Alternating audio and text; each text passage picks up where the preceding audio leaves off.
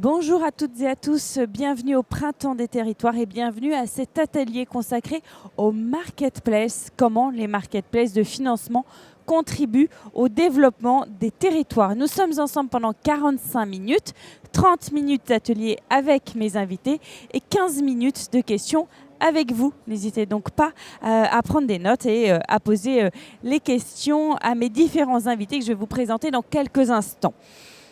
Simplification et sécurisation de la recherche de financement, accès à de nouveaux prêteurs, diversification des sources de financement, gain de temps. L'intérêt des marketplaces sont vraiment nombreux et c'est l'objet d'ailleurs de notre atelier. Nous allons donc consacrer les 30 prochaines minutes sur ces marketplaces et plus précisément sur Capverian qui a été une plateforme qui existe depuis 2018. Avant de voir en détail qu'est-ce que c'est que Capverian et quels projets cela a permis de financer, notamment pour la ville de Clamart et puis l'hôpital de Fréjus-Saint-Raphaël.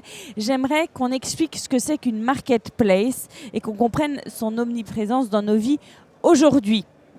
Une marketplace, c'est tout simplement un site internet sur lequel un opérateur met en relation des vendeurs de produits, de services avec un acheteur et en général, une commission est prélevée sur chaque transaction. Alors, on peut citer, parmi les plus connus, il y a Blablacar, Cdiscount, La Redoute, Doctolib et il y en a beaucoup d'autres et pour cause, puisque plus de la moitié des licornes françaises sont des marketplaces. Autre chiffre aussi à retenir, 8 des 10 premiers sites e-commerce en France sont des marketplaces. Vous l'aurez compris, leur présence est omniprésente dans nos vies. On voit et on comprend donc leur importance et c'est la raison pour laquelle la Banque des Territoires a décidé d'investir dans une des marketplaces comme Capverian avec un objectif bien précis, simplifier et faciliter le financement des acteurs public et permettre plus largement la transformation numérique des territoires. Voilà pour le contexte sur les marketplaces. On va voir comment cela fonctionne avec Florence Lavaux, qui est la directrice générale de Capverian.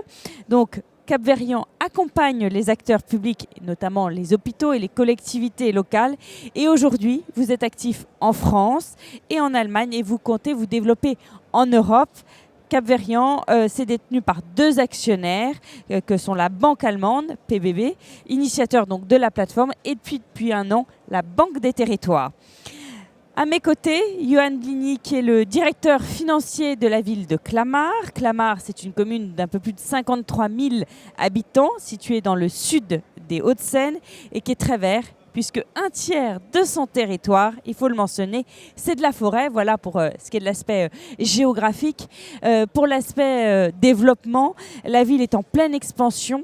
En 2014, elle comptait 23 000 logements, 6 000 à minima sont prévus pour les 5 prochaines années grâce à un potentiel foncier. Et c'est justement pour cette mutation que la ville a eu recours à Capverian. Vous allez nous expliquer tout cela dans quelques instants.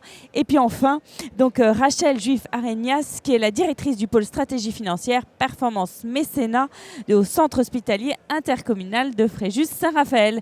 Bonjour à tous les trois et merci d'être avec nous pour ce Printemps des Territoires. Florence Lavaux, pour qu'on comprenne votre plateforme, eh bien, qui sont vos clients? Qu'avez-vous comme utilisateur? Écoutez, avant de parler de nos clients, je voudrais juste rappeler que le portail Capverian, c'est un portail qui est exclusivement dédié au financement des acteurs publics locaux, avec au cœur la marketplace qui met en relation l'offre et la demande de financement.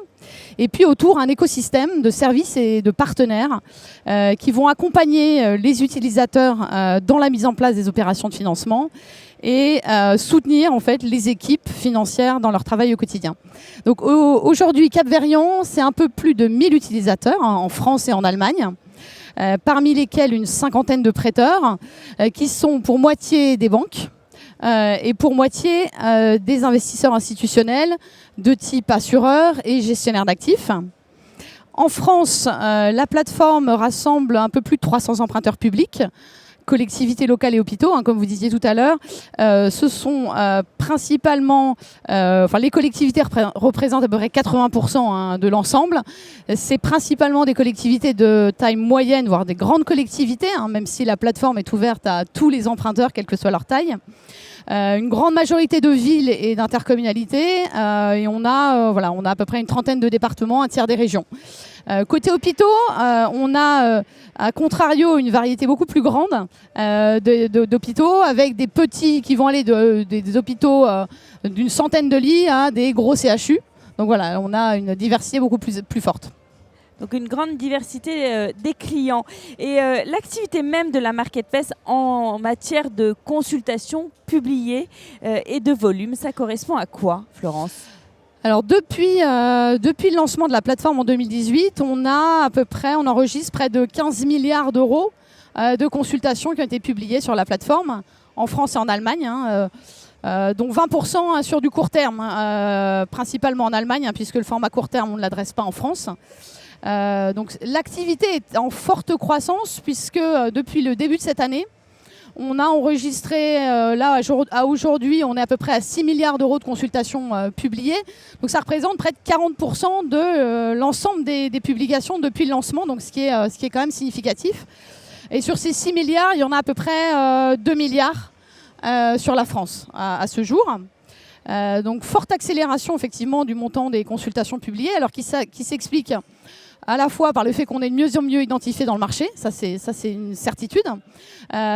L'autre raison, et peut-être la principale, c'est qu'on a des prêteurs qui sont de plus en plus actifs, avec un nombre d'offres remises qui a été quasiment multiplié par 5 sur le second trimestre de l'année 2022, comparativement au second trimestre de l'année précédente.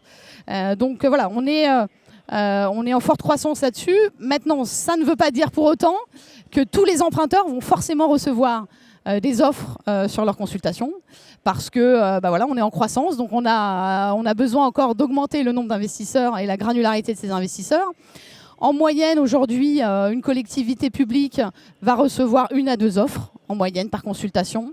Et pour vous donner un ordre de grandeur, on a, depuis le début de l'année, permis la réalisation d'une trentaine de transactions, en fait. Donc, on y reviendra tout à l'heure sur ces projets. Oui. Mais qu'est-ce que ça apporte du côté des emprunteurs Quels sont les bénéfices de cette plateforme ? Alors, les bénéfices de la plateforme, j'en citerai 3 principalement. Le premier est celui pour lequel en fait, les emprunteurs viennent véritablement sur Cap-Verdian, c'est la diversification des sources de financement. Puisque la plateforme va leur permettre de s'adresser à un large panel de prêteurs, à la fois en France et en Europe, dans le cadre de formats prêts, et très prochainement dans le cadre de formats obligataires, puisqu'on attend dans quelques semaines l'agrément pour intermédier des formats obligataires. Et il est clair que l'ouverture au format obligataire va contribuer à augmenter significativement en fait, le nombre d'investisseurs. Donc, bénéfice secondaire de cette diversification des sources de financement, ça va être de pouvoir en fait, trouver des solutions de financement les plus favorables en termes de prix, les plus adaptées aux besoins des emprunteurs, et notamment en termes de maturité, on pourra y revenir. Et puis, du coup, de ce fait, sécuriser en fait, le financement des projets dans la durée, ce qui est crucial aujourd'hui, notamment au regard du contexte de marché, des incertitudes que l'on connaît. Donc ça, c'est vraiment le premier bénéfice. Le second, c'est la simplification en fait, des procédures de consultation et la réduction des délais d'exécution, puisque la plateforme propose une interface assez ergonomique, conforme aux standards du marché, et donc qui va permettre de publier une consultation en quelques minutes, et puis à la fin de la période de consultation, de se voir restituer automatiquement l'ensemble des offres qui ont été publiées sur la plateforme dans le cadre d'une matrice comparative, synthétique, et qui va leur permettre de gagner beaucoup de temps dans la lecture, l'analyse et le choix final des prêteurs. Demain, ce bénéfice, on souhaite clairement l'amplifier avec un pré-remplissage automatique des confirmations d'opération, un pré-remplissage également des contrats, et avec à terme, idéalement, signature électronique en fait, des contrats directement depuis la plateforme. Et puis, dernier bénéfice, j'ai envie de dire, c'est la transparence. C'est vraiment un terme qui résonne à la fois pour les emprunteurs et pour les investisseurs. Transparence de l'offre, parce que finalement, les emprunteurs, lorsqu'ils viennent sur la plateforme, ils voient qui sont les investisseurs et au travers d'une carte d'identité, donc ils peuvent savoir vraiment à qui ils ont affaire. Transparence des prix. Puisqu'en fait, l'ensemble des caractéristiques financières des consultations vont être restituées dans le détail. Elles vont être automatiquement mises en regard les unes par rapport aux autres dans cette matrice. Et elles vont même pouvoir être comparables à un benchmark, en fait, un baromètre, on y reviendra, des taux et des marges qu'on met à jour de façon hebdomadaire sur la plateforme. On va voir avec maintenant Johan justement, quand est-ce qu'il a eu recours à cette plateforme et pourquoi? C'était il y a 2 ans, puisque votre commune a eu recours à Cap-Verriand. Pourquoi vous y avez eu recours et comment vous l'avez connu? Alors, tout d'abord, bonjour, Johan Bligny, directeur des finances de la ville de Clamart, comme on vous l'a indiqué. Alors, pour faire simple, nous, on a eu recours à la plateforme en 2020. C'est cette année, on est rentré dans le dispositif. Et 2020, c'était une année particulière. Enfin, tout le monde s'en souvient, c'était le début du Covid et le premier confinement. Et en fait, il y avait une double incertitude. C'est-à-dire que nous, de notre côté, on ne savait pas comment les banques traditionnelles allaient réagir ou comment allaient évoluer par rapport à leur offre. Et en face, on avait des banques qui s'interrogeaient fortement sur l'évolution des capacités d'autofinancement des communes dans le cadre. Donc, il y avait vraiment de l'incertitude de partout. J'ai envie de dire, finalement, ça a très peu changé, parce qu'aujourd'hui, ça pourrait être aussi une bonne période. Et du coup, ce fut l'occasion de diversifier. Enfin, on connaissait la démarche par le passé, parce qu'on avait été démarché par des embryons de projets qui avaient échoué. Mais en 2020, le Cap-Verriand était vraiment mûr sur le dispositif. Ils nous ont proposé leur solution, ils nous ont contactés. Et du coup, on s'est dit, à la limite, oui, c'est peut-être l'occasion cette année qui est très particulière, où en plus, au niveau local, nous, on avait besoin d'emprunter une somme plus importante que d'habitude. Pourquoi? On était à la fin du premier mandat. Et du coup, il fallait que l'on finisse nos projets. Et nous avions besoin de lever 20 millions d'euros pour cette entrée. Donc, pour nous, c'était un peu une entrée fracassante sur Cap-Verriand. Et donc, du coup, il fallait qu'on finisse de financer la construction d'un hall et marché de centre-ville qui était vraiment vieillissante, avec un commerce attenant, plus une extension d'école. Puisque, comme on vous l'a indiqué, le 6 000 habitants, enfin 6 000 logements livrés à Clamart, on doit avoir une offre de service public qui suit. Bon, certes, on aura de la fiscalité. Voilà, en tant que financier, j'attends ça avec impatience, mais on aura aussi des équipements publics à livrer. Donc voilà, on va dire qu'on a eu un alignement des planètes pour rentrer sur le dispositif. Et ça fait la 3e année, puisque c'est ma 3e année en 2022. Et ça a fonctionné. On avait pu de plus obtenir des financements d'autres investisseurs institutionnels, on en parlait. Aujourd'hui, on a un panachage, banque, assurance.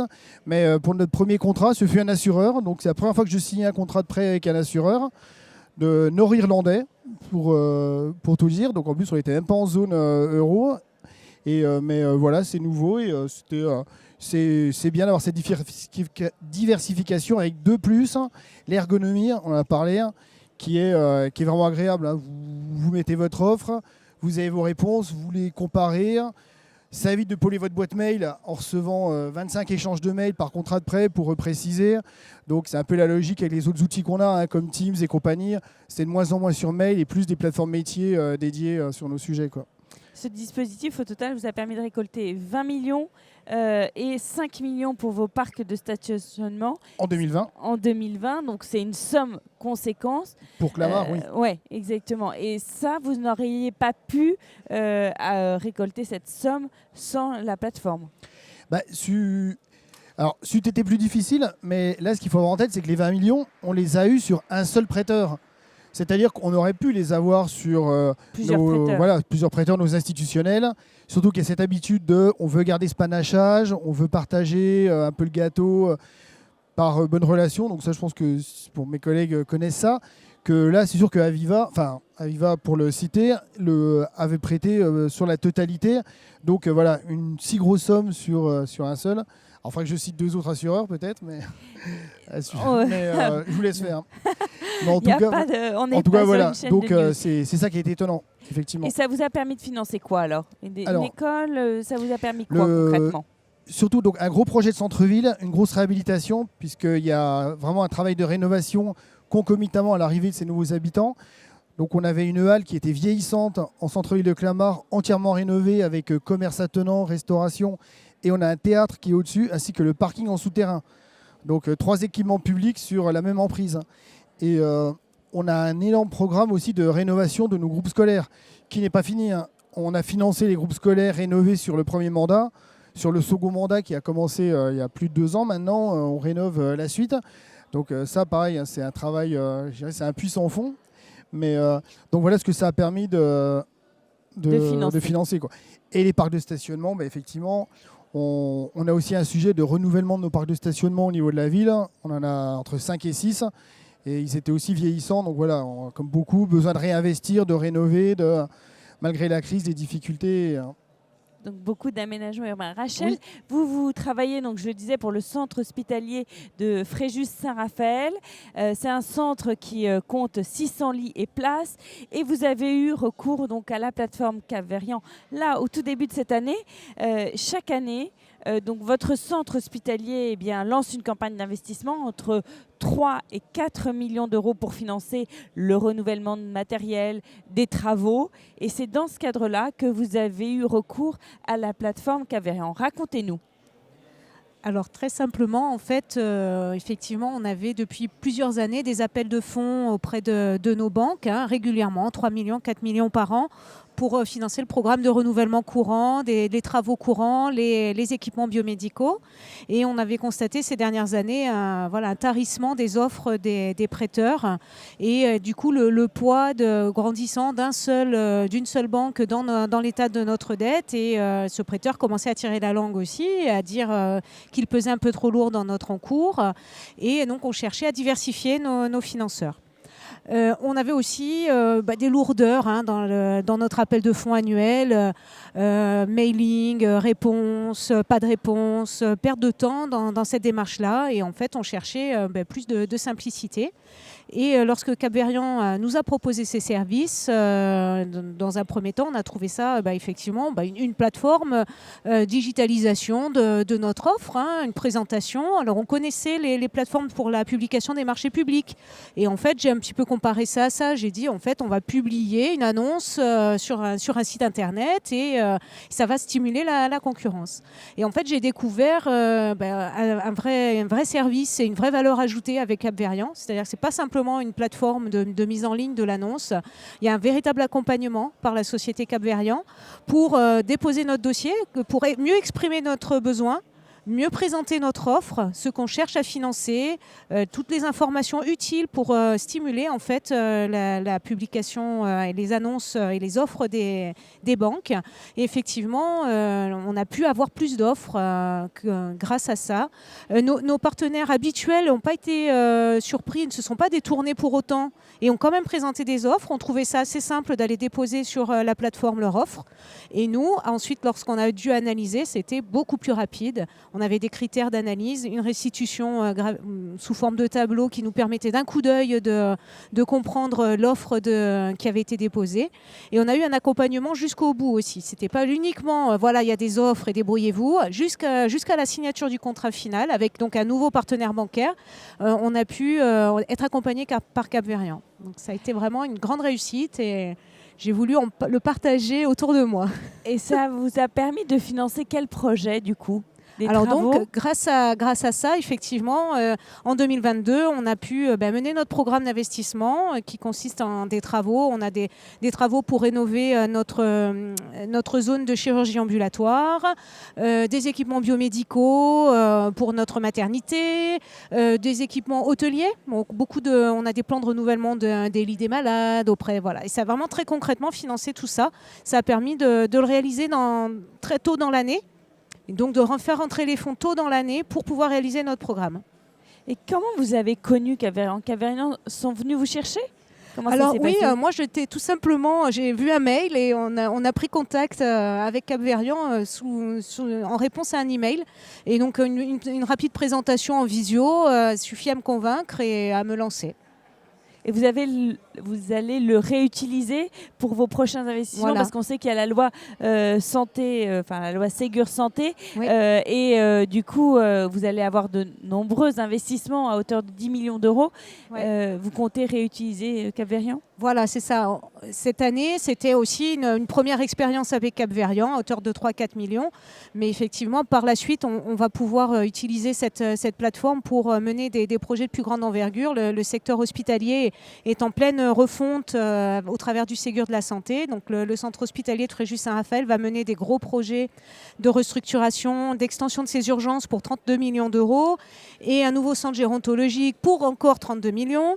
Donc, vous imaginez que là, il va falloir effectivement professionnaliser au maximum nos appels de fonds, faire entrer les financements autant voulu. Et donc, je pense que grâce à ce support de Cap-Verriand, on pourra être plus solide dans nos financements externes. Florence, on a vu 2 exemples, la ville donc, de Clamart et puis un hôpital. Quels sont les autres exemples que vous pouvez donner au public présent justement de projets que vous avez permis de financer ? Alors, on a permis effectivement de financer un certain nombre de projets. Alors après, compte tenu de la non-affectation en fait, de la dette à des investissements spécifiques, ça va être un peu compliqué de vous répondre. Hormis peut-être dans le secteur hospitalier, parce qu'il y a un PGFP qui détaille en fait tous les investissements sous-jacents. C'est un petit peu plus, c'est pas tout à fait la même chose sur les collectivités, mais ce que je peux vous dire en fait, c'est qu'on a permis de financer notamment un certain nombre de départements sur de la rénovation énergétique de bâtiments scolaires. Sur également des gros travaux de rénovation de voiries, notamment pour désenclaver certains territoires. On a également permis à plusieurs hôpitaux de financer des gros travaux de rénovation de bâtiments de soins. Fréjus l'évoquait tout à l'instant. Dans des contextes où les prêteurs, et c'est peut-être plus marqué sur le secteur hospitalier que sur le secteur des collectivités locales, où les prêteurs historiques n'étaient pas forcément en capacité de proposer les volumes suffisants, voire même de les proposer du tout simplement. Donc voilà un petit peu pour vous dire le type d'investissement qu'on peut financer, mais globalement c'est tous les types tout ce qui rentre dans les compétences en fait de ces acteurs-là en fait. Comment j'accède à votre plateforme ? Est-ce que c'est facile de l'utiliser ? Apparemment oui, disait Rachel. Mais Florence, comment j'accède à cette plateforme ? Il y a une formation pour après pouvoir l'utiliser ? Alors c'est très simple en fait. L'accès est aujourd'hui est totalement gratuit. Donc pour les utilisateurs qui sont emprunteurs ou investisseurs, il peut se faire tout simplement en ligne ou en nous contactant. Par mail, par téléphone. Donc l'emprunteur là, va recevoir tous les documents en fait, pour s'enregistrer. Et donc il va devoir signer un contrat dans lequel il va accepter les termes et conditions d'utilisation de la plateforme. Et en signant ce contrat, il va nous indiquer les utilisateurs au sein de l'organisation qui auront accès à la marketplace avec des droits bien spécifiques. Droit de lecture, droit d'écriture, droit de transaction. Donc il faudra qu'ils définissent les droits de ces utilisateurs. Une fois que le contrat est signé et qu'on l'a validé, eh bien, il pourra accéder très rapidement à l'ensemble des services de la plateforme et publier sa consultation de financement dans un premier temps. Et une fois que le contrat est signé, comment vous rémunérez de votre côté ? Alors la rémunération, elle est à la transaction, en prélevant une commission en fait, sur les montants signés. Commission qui va être payée par les investisseurs dans le cadre des formats prêts et qui va être en fait incluse dans les commissions d'arrangement qui seront payées par les emprunteurs dans le cadre des formats obligataires, ce qui est assez standard de ce qu'on voit dans le marché. Dans tous les cas, je voulais juste insister sur le fait qu'on ne laisse jamais l'utilisateur seul face au digital. Madame Juffar-Eniyas le disait tout à l'heure, parler du support, je crois que c'est véritablement ce qui fait notre différence. C'est le support qu'on apporte aux utilisateurs dans l'accompagnement à la fois du parcours digital, mais aussi dans la lecture des offres, la compréhension des investisseurs. On a une équipe senior qui a plus de 10 ans d'expérience. Tous nos chargés de compte ont plus de 10 ans d'expérience sur le secteur public et financement des projets. Et donc, sont vraiment en capacité d'apporter de ce support-là. Même si on n'est pas conseil, donc en aucune façon. On est là pour conseiller nos clients sur leur stratégie de financement, leur stratégie d'endettement. Ça reste vraiment l'apanage de sociétés spécialisées auxquelles on n'a pas vocation à se substituer. On voit bien qu'il y a, au-delà donc, de l'aspect financier, il y a un véritable accompagnement. Rachel l'a souligné tout à l'heure. Johan aussi, vous y avez oui de la tête et vous comptez le réutiliser, avoir recours à nouveau à Cap-Verdian pour vos prochains projets? Oui, tout à fait, puisque on a parlé là de 2020, première consultation. Depuis, il y en a eu 2 autres et ça a vocation à continuer. Hein. Et effectivement, on est accompagné. Objectivement, c'est simple d'utilisation, même si moi je sais que j'ai l'habitude de me prendre les pieds dans le tapis dans ce genre de plateforme. Là, vraiment, c'est simple. Hein. Donc, pour le coup, plus on est accompagné. Donc, vraiment, ça, c'est pas un sujet. J'ai envie de dire, pour le coup, la complexité, c'en est pas quoi. Donc, oui, l'idée, c'est de poursuivre. Est-ce qu'il y a des améliorations tout de même à apporter à cette plateforme? Bah, le sujet alors, qui est apparu ces dernières années et qui va être de plus en plus prégnant avec les dotations de l'État en ce sens, ce sont les budgets verts et les emprunts verts, puisque vous n'êtes pas sans savoir que avec la hausse des coûts de l'énergie et compagnie, forcément l'intérêt pour tous les travaux, notamment qui ont vocation à économiser de l'énergie, du coup présente un intérêt particulier en ce moment, avec des aides de l'État, mais pas sur des montants qui couvriraient l'ensemble des travaux. Et c'est vrai que nous, on va avoir besoin de plus en plus d'identifier l'aspect vert dans la qualification de nos projets. Il faudrait pouvoir les identifier à part du reste des emprunts classiques, puisqu'ils auront leur mode de remboursement, ils vont nous permettre de solliciter des aides de l'État et compagnie. Et alors là, il y a des critères sur la qualité de ce qu'on bâtit, de ce qu'on fait et compagnie. Donc il va falloir le justifier avec les cabinets à la fin. Donc voilà, identifier, ce serait une petite évolution en ce moment, mais c'est très conjoncturel, hein, c'est pas quelque chose de structurel. Hein, mais, Florence, vous comptez aller sur ces sujets ESG, donc environnement, social et gouvernance? Oui, c'est un vrai sujet. C'est un vrai sujet pour les emprunteurs. J'ai envie de dire, c'est encore un plus gros sujet pour les investisseurs en fait. Donc oui, ça va être un sujet stratégique pour nous l'année prochaine. Pour permettre en fait à l'offre et à la demande de financement de s'identifier avec des référentiels communs. Pour permettre d'un côté aux investisseurs de pouvoir justifier en fait du caractère soutenable et de l'impact positif sur l'environnement et la société des projets qu'ils financent. Et ça, il y a des contraintes extrêmement fortes du régulateur qu'il va demain, d'ici à 5 ou 10 ans, nous, on est convaincus que les financeurs ne proposeront plus que ce type de financement, seront très exigeants sur l'impact des investissements et des projets qu'ils financent. Tout simplement parce qu'ils n'auront pas le choix. Donc d'un côté, effectivement, répondre à la demande de nos investisseurs aujourd'hui qui eux aussi veulent pouvoir tracer ces projets et la qualification de ces projets et de pouvoir aussi en mesurer l'impact. Donc il faut réfléchir en commun et je pense qu'en tant que plateforme, en tant que marketplace, on réunit les deux côtés. Ça serait complètement incohérent qu'on ne soit pas sur ce sujet pour les faire se parler. Donc on a dans l'idée de mettre en place des groupes de travail dès l'année prochaine, côté investisseur et côté emprunteur, pour échanger là-dessus, définir ces référentiels pour qu'ils puissent se retrouver sur la plateforme et que les emprunteurs puissent trouver et accéder à des nouvelles poches de financement, parce que c'est clair que si les investisseurs peuvent les critériser, ils pourront prêter davantage.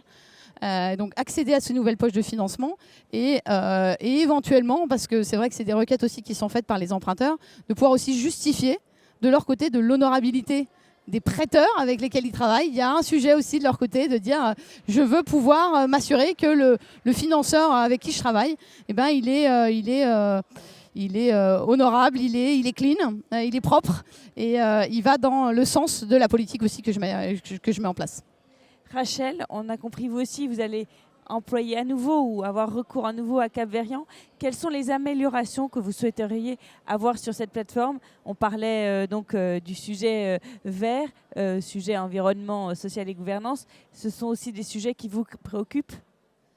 Alors oui, effectivement, le sujet qui pourrait encore évoluer, c'est en fait diversifier encore les financeurs, faire connaître aux financeurs les offres, les appels de fonds que peuvent faire les hôpitaux, puisque je pense que c'est un secteur qui avait été un peu délaissé ces dernières années. On avait vraiment vu un retrait des prêteurs vers les hôpitaux.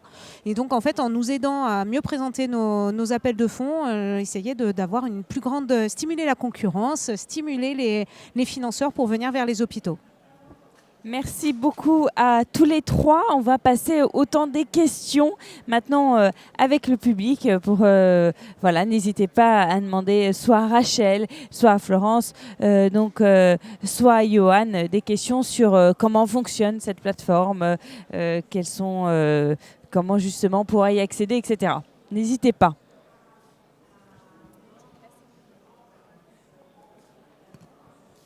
Bonjour. Moi, j'avais une question peut-être pour Monsieur Bligny et Madame Juif-Arignas. En fait, je me demandais, comme c'est quelque chose d'assez innovant, est-ce que vous avez dû faire face à des réticences en interne pour finalement convaincre que c'était une bonne alternative que d'utiliser ce type de plateforme pour rechercher des financements et financer vos projets ? Moi, en interne, aucune réticence. Au contraire, une appétence sur le fait d'aller déposer sur une plateforme et tout le gain de temps dans l'instruction du dossier. On n'a pas beaucoup de temps à consacrer en début d'année à tout ça. Donc non, ça a été plutôt très bien vécu dans mes équipes. Et côté Clamart, alors quand même une réticence au début, au tout début de l'histoire, c'était, on en parlait des investisseurs, la qualité des investisseurs. Puisque un maire ne veut pas se retrouver en porte-à-faux politiquement en ayant de l'argent prêté par un tiers qui aurait une mauvaise presse un an après. Et en fait, c'est vrai que Cap-Verriand constitue un tiers de confiance par rapport à ça, en fait. Du coup, la première année, on les a suivis. Effectivement, ce côté tiers de confiance élimine le risque, puisqu'il y a une présélection des investisseurs sur la plateforme. Et voilà, donc c'était, au début, c'était la seule inquiétude. Mais pour le reste, pas de souci. Mais voilà, ce fut côté politique, forcément, la petite inquiétude, mais qui a vite été balayée. Peut-être juste ajouter la nuance présélection, c'est plus un check, une vérification en fait de la conformité. Comme on est vraiment dans les standards bancaires, on a deux actionnaires banques, donc on se doit d'être irréprochable et on a vraiment le même, on fait exactement le même travail dans les vérifications en fait, en termes de KYC des investisseurs.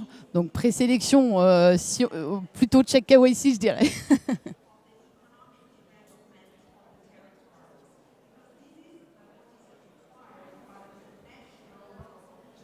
Est-ce que ça a changé le regard des financeurs sur votre ville ou sur votre hôpital? Est-ce que ça a changé? Ça a été plus facile d'avoir de nouveaux financeurs? Alors, je dirais oui, mais... Donc oui, ça a changé, ça a attiré de nouveaux financeurs, mais il a fallu un peu changer nos habitudes dans le sens d'une plus grande communication sur nos projets, y compris visuel, vidéo.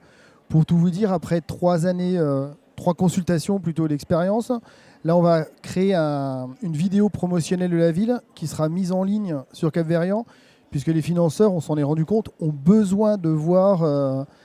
les projets qu'ils financent. Comme je vous l'avais indiqué, en 2020, notre financeur était installé à Belfast, en Irlande du Nord. Clamart, il ne sait même pas où c'est. Donc, il a bien fallu montrer, et c'est grâce aussi avec des images, on avait des clips promotionnels de nos projets. C'était beaucoup de chance qu'on n'était pas organisé pour à l'origine, mais ça a permis aussi, ce fut la petite marche en plus pour avoir les financements.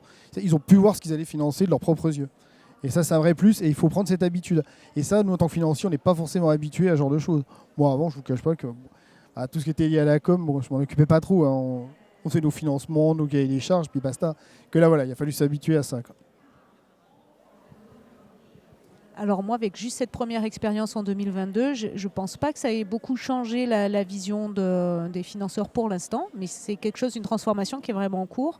Et les nouveaux financeurs, lorsqu'ils viendront, et avec l'accompagnement de Cap-Verriand, on adaptera nos dossiers pour justement qu'ils comprennent mieux nos besoins et qu'ils puissent mieux y répondre.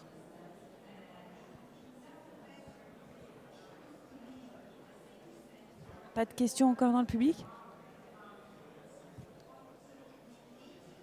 Et le micro va arriver. Merci. Bonjour, Nicolas Roger, moi je suis directeur d'une collectivité territoriale, donc c'est un syndicat mixte. par rapport à vos emprunts traditionnels quand vous alliez consulter les banques. Aujourd'hui, vous êtes satisfait des taux de financement qui sont proposés? Vous retrouvez sensiblement la même chose ou on est sur quelque chose de beaucoup plus compétitif? Alors, après, ça reste une méthodologie, c'est-à-dire qu'il n'y a pas de magie hein, avec l'argent. Vous retrouverez les niveaux de taux du marché. Hein. C'est-à-dire que la plateforme ne vous permet pas d'échapper au contexte macroéconomique actuel. Hein. Donc, ça là-dessus... Ah, c'est pas plus. C'est ni plus, mais c'est ni moins. Ce sont des offres classiques de marché.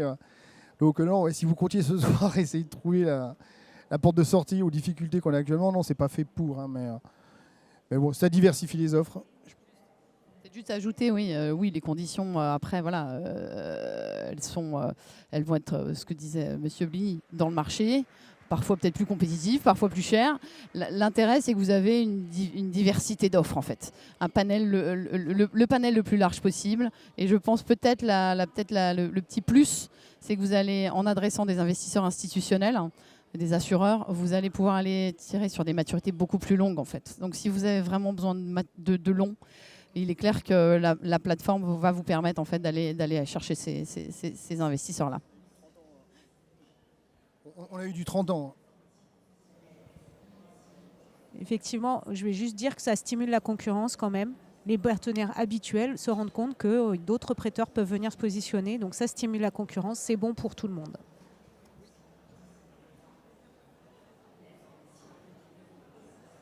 D'autres questions dans la salle? Alors, quelles sont la suite pour Florence, les projets? Vous allez donc aborder les sujets, on l'a vu, ESG dans les prochains mois. C'est quoi aussi les prochaines échéances?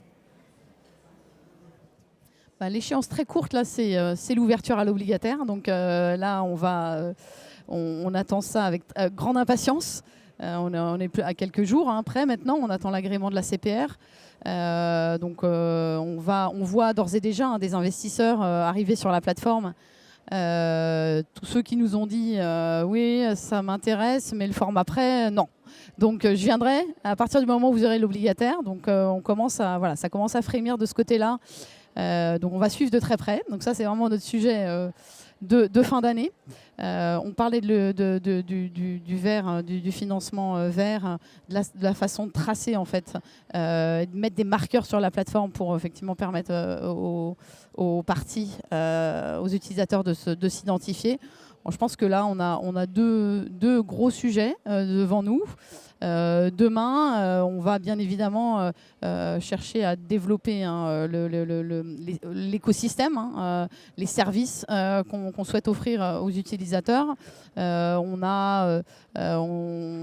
pense à des moteurs de recherche de subventions qui feraient tout à fait du sens dans le cadre de l'approche financement, c'est-à-dire d'avoir un moteur qui puisse déjà permettre à l'emprunteur de voir à quelles subventions elles peuvent prétendre, fonction des subventions dont elles pourraient effectivement bénéficier, l'ajuster sur le financement, les volumes de financement nécessaires, qui ce soit du long terme, mais aussi du court terme, sur lequel aujourd'hui on n'est pas en France et on a des réflexions très clairement de voir comment on pourrait mettre en place le volet court terme. Voilà, donc on a beaucoup de projets, mais voilà, l'un après l'autre.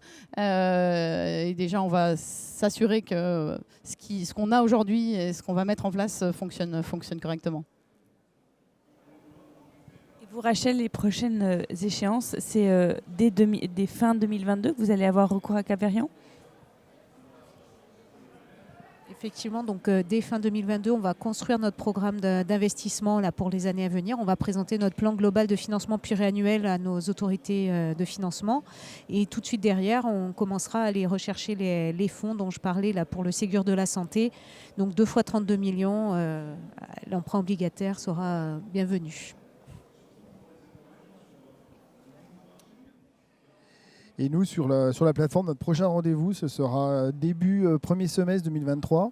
Donc, quand nous aurons fini notre phase de préparation budgétaire, recalage du PPI, contenu de l'actualité et du contexte, aussi bien bancaire que capacité à fournir, les fournisseurs aussi. Voilà. Au printemps 2023, je pense qu'on retournera sur la plateforme pour nos besoins de financement à l'échelle de l'année 2023.